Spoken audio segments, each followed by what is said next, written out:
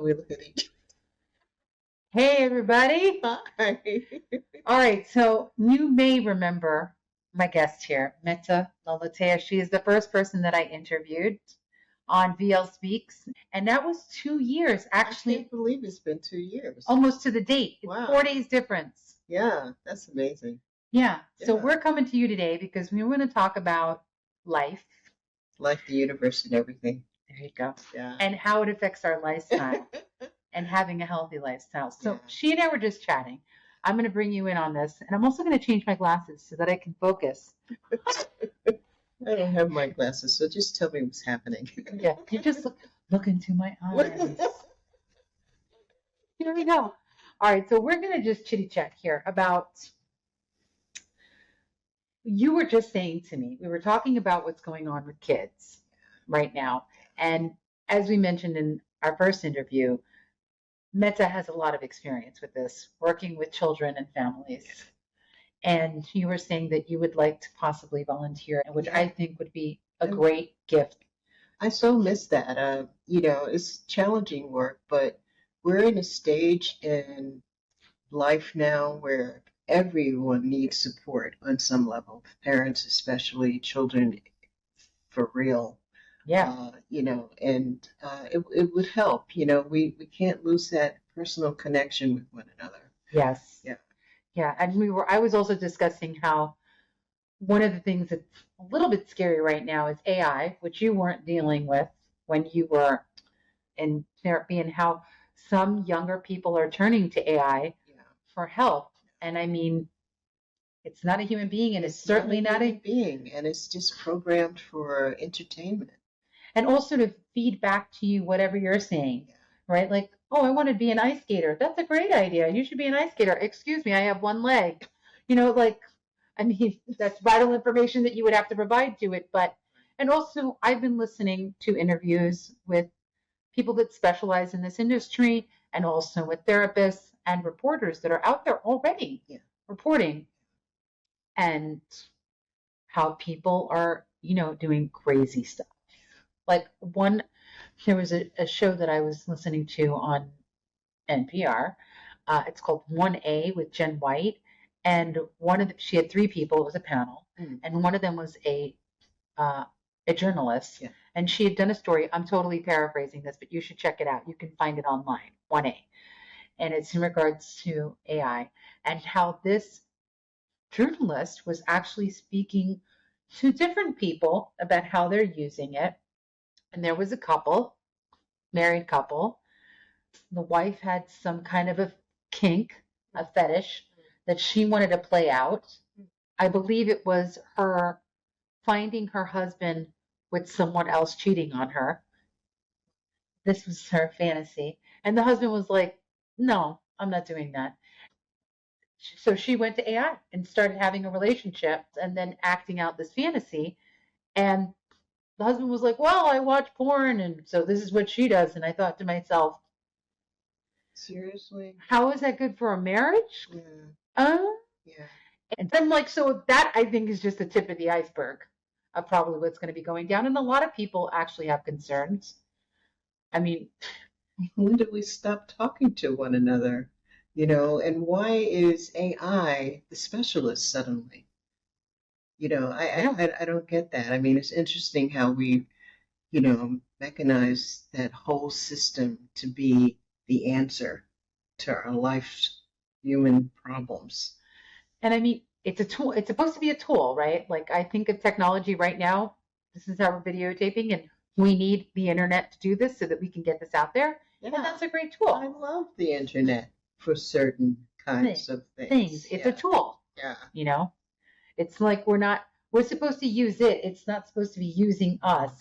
And also, I don't want to get too far down the rabbit hole of AI, but it's also about the natural resources that are being depleted, the fresh groundwater. And then gray water systems are not in place. So you're using fresh groundwater, and then you are polluting a source, of water. So that's what I'm going to say about that. And also, I don't think that anyone on the planet needs to get dumber. Like nobody needs to be dumbed down. Like we need our discriminating faculties, Yeah. our discernment, Yeah. especially now. Yeah. Right? Yeah. Absolutely. Would you say what would be your favorite population to work with if you were to go back? Huh. Age group. That's a hard question. When I was working with children, I was working with 5 to 17-year-olds. And it just amazed me. The elementary school level, actually, I think, is where I would start because I saw, the gamut, extra special, very smart, bright young children and those that were struggling that just could not express themselves. So, yeah, the earlier you can get to children, the better, I feel. By the time they get to middle school and high school, it's more challenging. I agree with you. Yeah. Yeah. I enjoyed working in the after school programs with the same age group. Actually, for me, like from the time that they're born till about 12, 13 is my favorite. They're like sponges and they're fun. Yeah. Right? And I think they make you want to learn. They do. Yes, because they're just gobbling up life as we give it to them. And you get to see a lot of how you react to our whole environment through their eyes, really. Right. Yeah. And in school too. Yeah. Because, they have their family life that they're dealing with. Yeah. But then and now the rigors and stress of school are way higher. So competitive. Can't imagine. So that's one of the reasons. I figured also planting the seeds when they're young to learn about self-inquiry and also knowing that what they're feeling and what they're thinking that is okay. valid. It's valid. It's okay. It's okay to be open to yourself, seeing that. It's interesting that you say that because I think that was the one thing that parents were most astounded by is that their children actually could understand and explain and have their opinions about what was going on in their environment. Yeah. And unfortunately, by the time they got to me, it was therapeutic. There wasn't a real chance for families. I mean, it could have been, but it wasn't really a chance for families to start this conversation at home with one another. And, it's really about building that bridge, making sure that you have conversations that matter with your children. Right.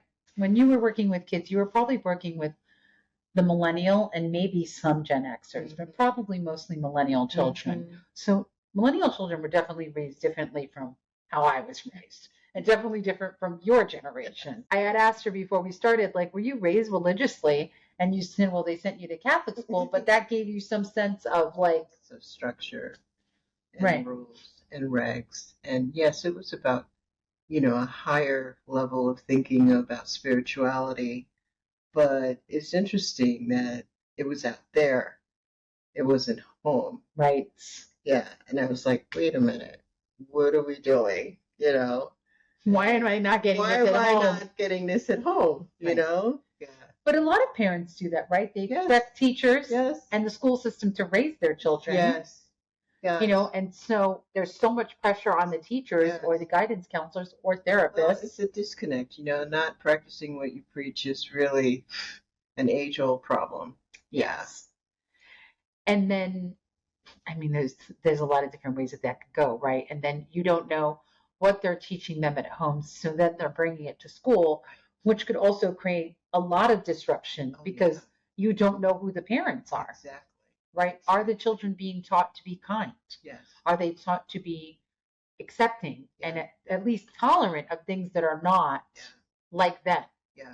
It's interesting because there was, I witnessed the whole idea of parents being upset at teachers laying the line, developing structure for their children, and parents at war with that because they weren't doing it at home.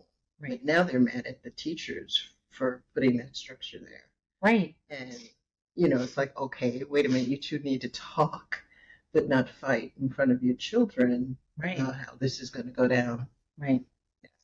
And that is something that I think is universal. Oh God. I will say, though, that because I've seen so many children grow up into adults now, not a lot, but quite a few. And I can see the children who are now young adults that are willing to have difficult conversations in a very mature way, but their parents always communicated with them, and their parents were always willing to listen to them, and also the parents listened to each other. So someone in my family, she's young, and her parents, I love them, I admire them, they're my contemporaries. And she said, I really admire my parents. I think that they gave me great role models. So, and I said, yeah, I said, that. and I said, and I admire your parents. Yes. I think they're grateful. I told them, I said, you've done a great job. Yeah. Yeah, developing that trust in it and having it extend to other people. That's called, communicating with one another and creating a wonderful, expanded community. So it's not just home, Of school. support and support. Right. Everybody Yes. needs to be in this mix. And also, we don't know who to trust now. It's like That's a very good kind point. of lose track of what's really happening here. The internet is wonderful. I love the idea that we can, at a moment's notice, just kind of find out what's going on geographically, economically, or some other way. But Yeah. human services is always, And it's getting hit right now. it really is. Human services Being and the neglected. medical, and the medical industry in general is getting hit. And so you're right. It's like, who can I talk to Right. that I know is not gonna, one, that they're qualified to talk to me, that they have the experience to deal with someone that has a set of, it's one thing to have theoretical training, right? But it's quite another to have had clients that you're also learning from Right. as you're growing as a therapist, Right. because that's the only way that you know whether or not what you're doing is useful. Exactly. And how well are you connecting with the person. You can only know that with time. Right. That's right. This is a great topic. I really appreciate you going there. We just Of need course. more of it, much more of it, and other ways to help people understand that it's okay to open that. Expand your home base, make home homey, and expand your community. Okay, so I was talking about how there were people that would constantly call me over years with the same stuff that they wanted to talk about. It was a different flavor and a different setting, but ultimately the same thing. issue. And then also it became a situation that they were only calling to dump, because they certainly weren't listening to whatever advice I had to give. Yeah. Although they would say, I want to know what you think. And yet they would find themselves in the same situation again. And it's not like we haven't all done it. I certainly have. However, it would stop being a friendship for me because there wasn't reciprocity. Right? After a certain point, if all we're doing is dumping about the same topic over and over again, that means we're not growing. Wouldn't you say that? Well, yeah, it's not only that, it's a very thin line too. To hear the words trauma and friendship, and what is your friendship really being based on? That's a good point. It's like let's roll it back a little bit, because if you have a friend who is always in trauma, that's a problem. Right. And so, and I have said to people, I really think you should find a really good therapist, because obviously I don't have what it is that you need to help you move. Some people, not to cut you off, but some people really get insulted by that. But it's great that you can recognize that, and hopefully the friendship can be spared, because you can't keep going there. Yeah. Yes. Thank you. And it has happened with a few people where I was just like, I can't do this with you anymore. It's really damaging our friendship. And one friend, she and I are still friends. And I said, I got to tell you, it's been 10 years and I can't do this anymore. And you haven't been a friend to me. Wow. I had to say the words. But she hear you though. She did. And she said, "What can I do?" I said, "I need you to listen and I need you to go see a therapist because I can't listen to this anymore. It's really stressing me out." It is helpful to me to see that we are more user friendly in that domain. Once upon a time, saying the word therapist or you need help was like a derogatory thing to say. You know, people were insulted by this. But now there's so many organizations that offer therapeutic help, Yeah. you know, so people are starting to recognize, oh, well, maybe I need some of that, you know. I So mean, as a friend, I'm saying please. And also, if you want to stay friends, yes, I need you to do this. yes, but sometimes people mix that up, you know. Yes. But also, if I'm attached to you, my friend, wait a minute, you used to listen to me. And oh God, you know, who can I call 2 o'clock in the morning and start? I can't sleep. I can't, you know, how am I going to discharge all this? For some of them, for some people, when they recognize they need that level of help, Yeah. they're afraid to take that other step. Yes. You know, and Yeah. it's like, oh, well, now I'm going to lose my friend, but oh no, I can't start a relationship with the therapist. Oh no, they can't face that they Yeah. really might need that level of help. And I do believe that really great friendships can be very therapeutic. Oh, yes. If I don't trust my friends' opinions, especially when it comes to me, then I should probably rethink my friendships. Because if I don't think those people are solid, Right. then why am I hanging out?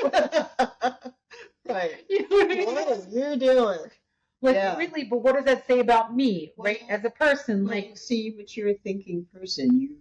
You have actually put heart and mind in sync with one another. We don't that is a often do constant that. job. It is for some people, and it isn't for others. They can That is separate the two, and that's where the problems begin. You know. Yes. So it's good that you have that ability to keep those two things And you know in what sync. started it was always knowing, and I mean, I was, I had plenty of issues when I was younger. Not that I don't have now. No. Go down on my list. But I mean, I'm not where I was, and thank gosh. Uh, One thing that I definitely knew in my 20s was I need really good mentors. That was something that I always wanted, which meant that I needed to be around people that were older than I was. And so it was very important to me that I had adults around me that I could trust. And so I started to develop friendships with people that were much older than me, like old enough to be like my parents and my grandparents. I've lost a few of those people in the past 5 years, which kind of sucks. And because a lot of children are having screens put in their face as opposed to this kind of stuff, that an actual mentor. right. And they, what I find is that, I'm talking to younger people and they're like, well, I was watching a YouTube podcast about this and I feel like I know everything about it. I'm like, really though? And what happened to our big brothers and big sisters? Right. Yeah, you don't hear that phrase. It's getting very dark in this room. Is it really? I'm going to put some lights on and see if that makes everything a little bit brighter. So I'm going to edit this out. Let's see if we're going to test out lighting here, folks. I don't think this is going to make much of a difference, but here we go. Yeah, the sun is going down, so. I don't even know how to turn this on. What is going on here? Never mind. You don't want the top lights on? Oh, That's better, right? Yes, it is much better. Yeah. That all it took was one. Okay. You have a halo behind your head. Like I an know. angel. Look like an angel. So, you're getting into my, meal time here. So we. Oh my God. We need to Oh no. Jeez Louise. Because I'll have to get some more of that lovely soup that we have. Some more vegetable soup. I don't always crave vegetable soup, but Yeah, it's some kind of vegetable soup. I can tell you right now. All right. So what we were saying. Yeah. What were we talking about? Mentorship. Mentorship, I think, is very, very important. Yes. And I've had wonderful mentors. Well, you know, now that you're saying that, I mean, I am wanting, I've been retired now for 3, 4 years. I don't even know. I'm losing track. I'm stuck. You know, after 65, you just stop counting. Okay. Yeah. So But you're not that further along from 65. Yes, I am. No, you're not. Yes, I am. I know. Yes, I am. I know you're. Okay, you want to tell me in my ear? Yes. It's not that far. I, And you know, look at her skin. Okay? Look at her skin. She's got no wrinkles. It's not the point. The point is really about the fact that we can be mentors now. We can be grandparents. Well, I could be a grandparent. I could be a young grandma. A young glamour. Grandma. I could be a young grandma. I am not. I'm just auntie. I'm auntie. Yeah. Aunties are good. Yeah. Aunties are great. I like aunties. That's even better than I like grandma. aunties. Yeah. And I definitely like the idea of when a younger person wants to talk, they start talking to me about their life, I am like, oh, I feel so honored. Like they're sharing with me, like they care about what I'm thinking. Also, it's a thing of we see value in each other. Like I value them. I love talking to them. I love goofing with them. And you're also easy to be around. You know, not everybody is just you have that dynamic kind of spirit.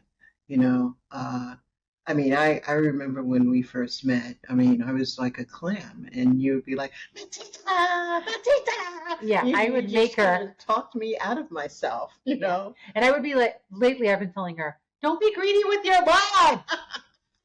Stop being greedy.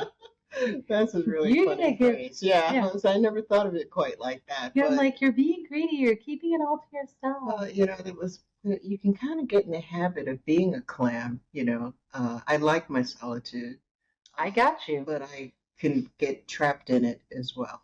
Yeah, I understand that. I'm having a really good time by myself in the sense that. Are you ever by yourself? Because I don't ever. I'm always by myself. Uh-huh. I'm by myself 95% of the time. It's interesting. Like you have community here. Yeah. So you can step into it whenever you want. Right. I don't really have that right now. Huh. Which, listen, I am a social person. And I don't want it to get stuck. Like I love being by myself, having everything my way.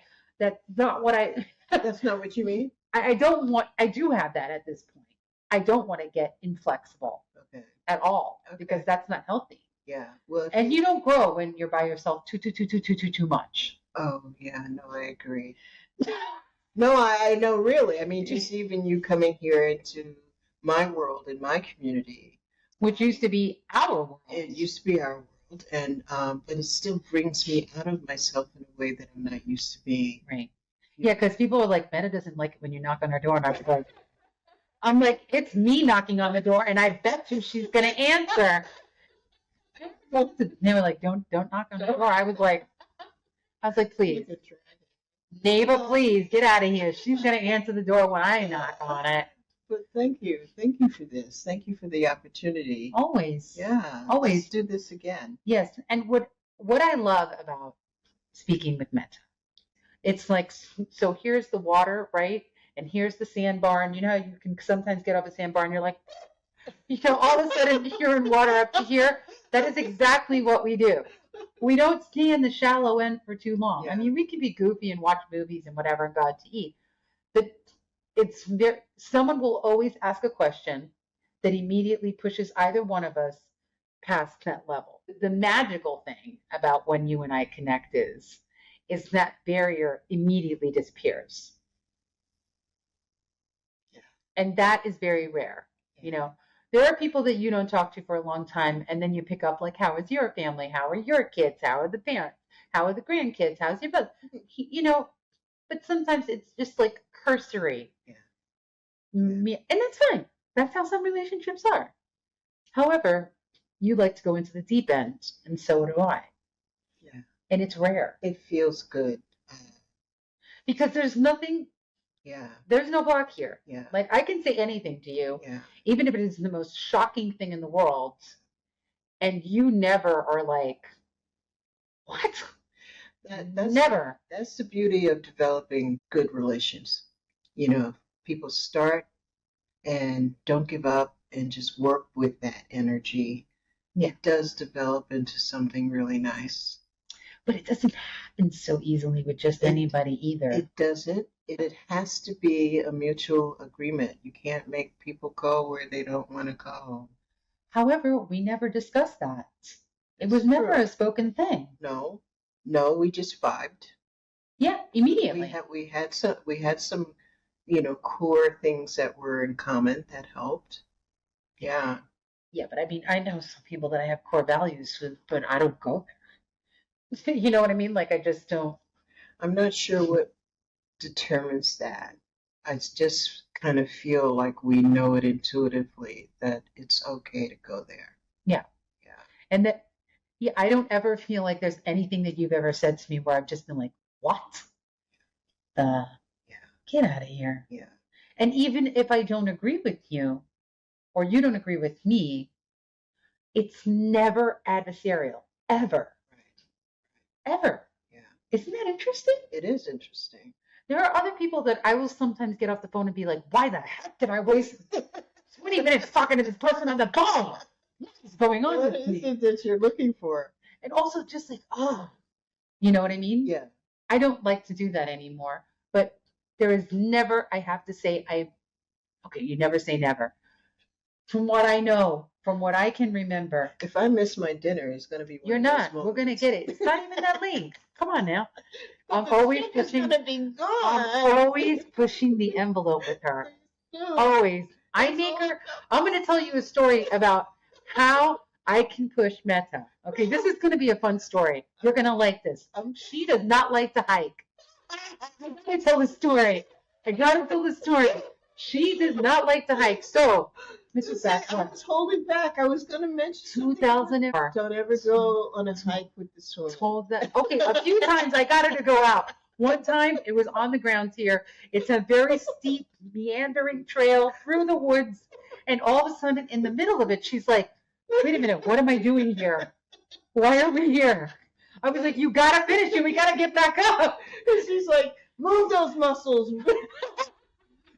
Literally like, how? I was crawling up the mountain. She was not. My hands were in the dirt. In the rocks. It was not even the steep. Happening? It was not even the steepest trail, but it was steep for her. And what was hilarious we were been walking for like 40 minutes, and she just stops and says, "How did I get here?" I'm like, "We got to keep going." Okay, so she's like, "No, we're never this lost." Is the 4th of That's right. We're never lost. I know where we are. We're off trail. Don't worry about it. I'll get us back home.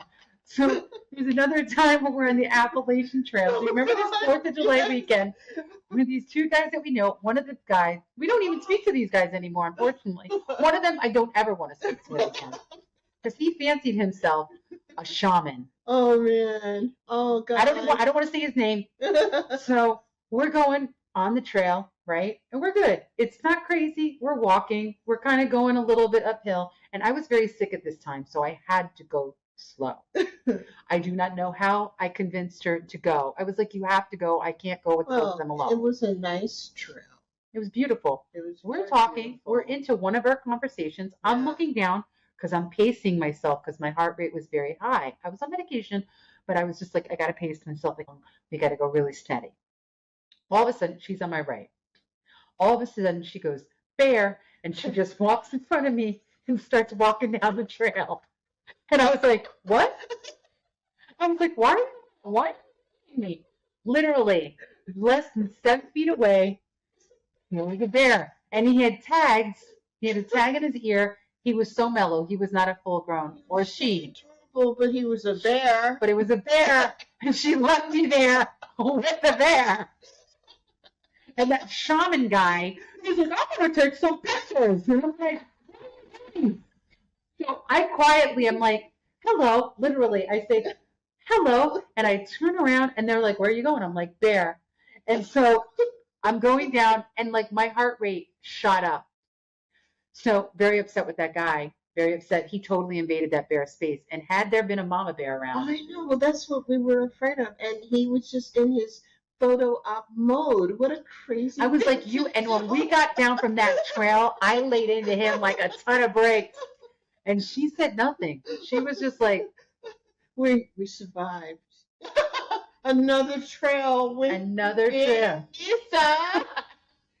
She literally left me on the trail alone. Okay, I'm leaving you now. Bye. Wow, you can't. You have to say goodbye. Bye. Thank you, everybody, for joining us. And we're going to come back to this because Yes. she and I always have good talks. But I Yes. thought this is worth sharing for our 2-year anniversary. Yeah. Bye. Take care. Ciao. Don't you dare get up before I turn this off. I will beat you.